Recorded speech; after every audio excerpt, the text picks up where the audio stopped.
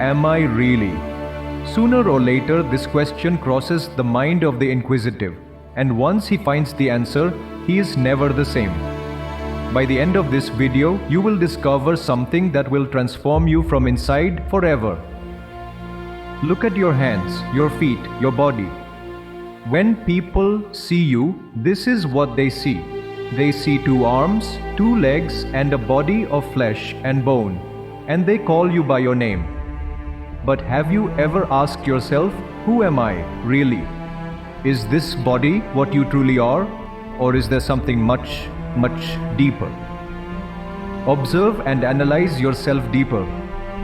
You stand here today, a human being, a body, a mind, a thinking, reasoning entity.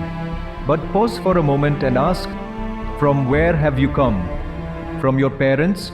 You say, very well. And from where came your parents? From their parents, of course, and they from theirs. Thus, if we trace the chain further and further back, where does it lead us? Go back through countless generations, and we arrive not merely at man. We pass the primitive tribes, the ape-like ancestors, the early mammals, the reptiles, the fish, still further back till we reach the very dawn of life on this earth, 3.6 billion years ago. We arrive at the very dawn of life on earth. There, in that dim and distant past, we find the first spark of life, the protoplasm, that tiny living cell. It's a testament to billions of years of relentless evolution encoded in your very DNA. Now, if your parents were involved in your evolution and your grandparents in theirs, must we not say also that the protoplasm was involved in your evolution? That you have evolved out of it? Then truly, you were there in that protoplasm. But does the journey end there? Go back still further. There was no life upon this earth. Earth itself was in its formation, and the sun and the planetary system about 4.6 billion years ago.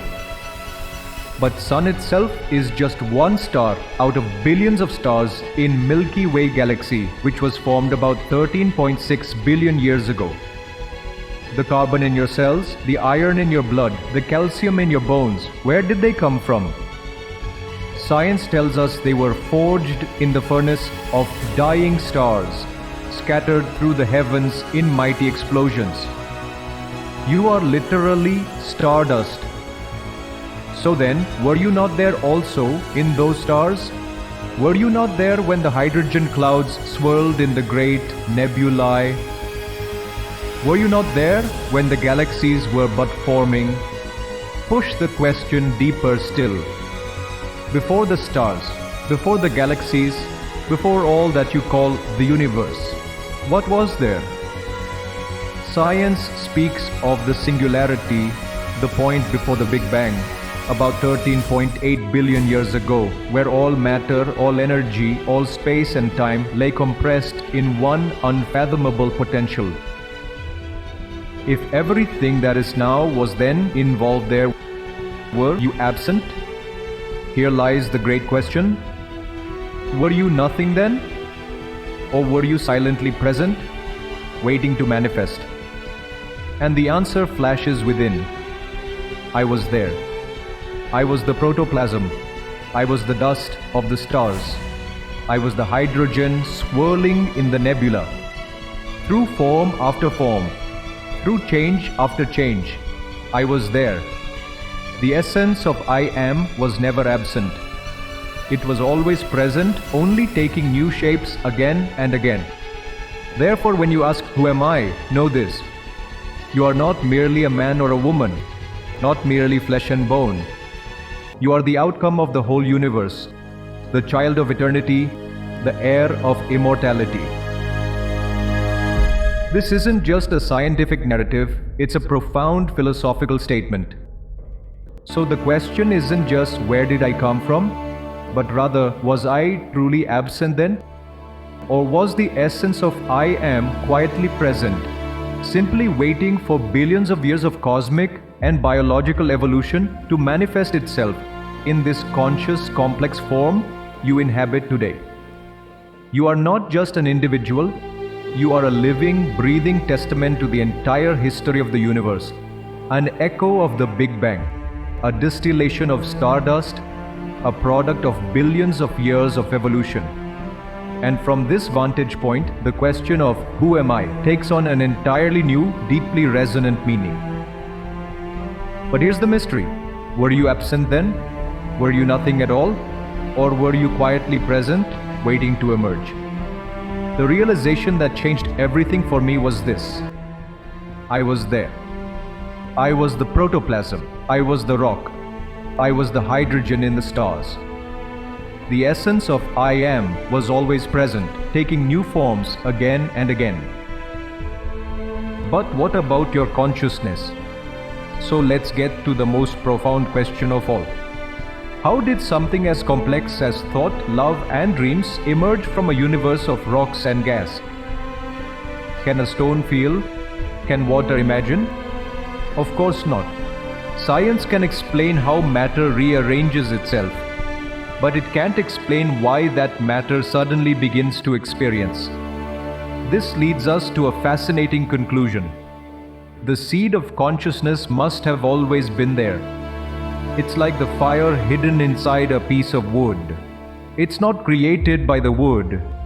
It's simply waiting for the right conditions to reveal itself. If life has evolved from a simple cell to this human form, then it's logical to consider that our consciousness has also been on an incredible journey. Perhaps we've passed through countless forms: a bird, an animal, an insect. Each form was a school and each life a lesson. And the ultimate lesson, the one that signals a new stage of awakening, is when the soul finally asks, "Why am I here? What is all this for?" The answer lies in understanding the soul and the body. Think about a machine. It's a collection of metal, wires, and plastic. It doesn't sing, it doesn't walk, and it doesn't think on its own. But when you plug it in, when electricity flows through it, it comes alive. The power isn't in the machine itself, it's in the electricity. In the same way, the body is just an intricate piece of machinery. By itself, it's unconscious. A corpse doesn't sing. But when the soul, that pure conscious awareness, enters, the body comes alive. The soul isn't young or old, male or female. It's timeless. It simply wears identities, just like clothes, and sets them aside when the time comes.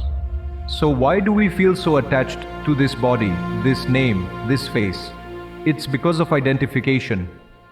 It's like a vivid dream. While you're in it, it feels completely real. The soul forgets its infinite nature and thinks, "I am this person." This forgetting is what's known as Maya, the great illusion. But the moment you remember who you truly are, the moment you see past the illusion, you become free. That freedom is called moksha. Let the ultimate realization dawn upon you. Where does God fit into all of this? He's not outside the story. He is the very source of both matter and consciousness. The singularity before the Big Bang, the mysterious dark matter holding galaxies together, the subtle smile behind your joy. He isn't just a theory. He is the conscious being in whom all beings live, move, and have their being. And one day in stillness, I saw it. The same light that once shone in a single cell billions of years ago now shines in this human form. I was never born, and I will never die. That eternal presence, that light, is none other than Krishna. That is the real I. Have you ever felt that deeper you that is more than just a body and a name? Let me know in the comments below.